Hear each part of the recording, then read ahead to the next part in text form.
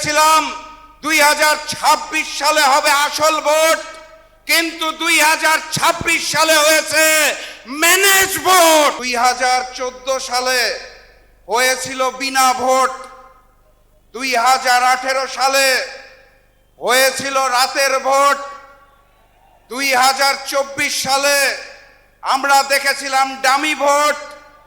Fascist Sheikh হাসিনার পতনের পর ভেবেছিলাম 2026 সালে হবে আসল ভোট, কিন্তু 2026 সালে হয়েছে ম্যানেজ ভোট।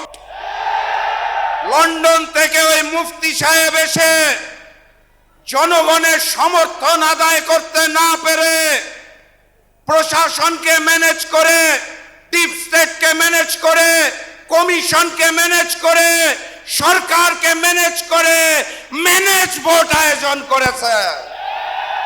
এখানেই শেষ নয়, তারা ভোটের পরে ঝাঁপিয়ে পড়েছে নির্মমভাবে জনগণের উপরে। 2018 সালে ধানের শীষে ভোট দেওয়ার জন্য যেভাবে করে গণধর্ষণ হয়েছিল, 2026 সালে এসে ধানের শীষে ভোট না দেওয়ার কারণে গণধর্ষণ আমরা দেখতে পেয়েছি। মজলুম যখন জালিম হয়ে যায় তখন আল্লাহর আরশ কেঁপে ওঠে।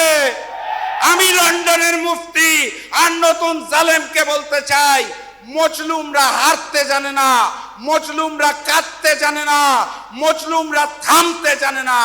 আমরাও থামবো না ইনশাআল্লাহ। বিজয়ের পথে যাত্রা শুরু, জীবন অথবা মৃত্যু। আসসালামু আলাইকুম।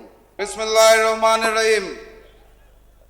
আজকের এই বিক্ষোভ মিছিল পূর্ববর্তী সংক্ষিপ্ত সমাবেশের সম্মানিত সভাপতি, সম্মানিত প্রধান অতিথি, 11 দলীয় ঐক্যের সর্বস্তরের নেতৃবৃন্দ, আমার সামনে উপস্থিত সমবেত জনতা এবং মিডিয়ার ভাইয়েরা, আসসালামু আলাইকুম।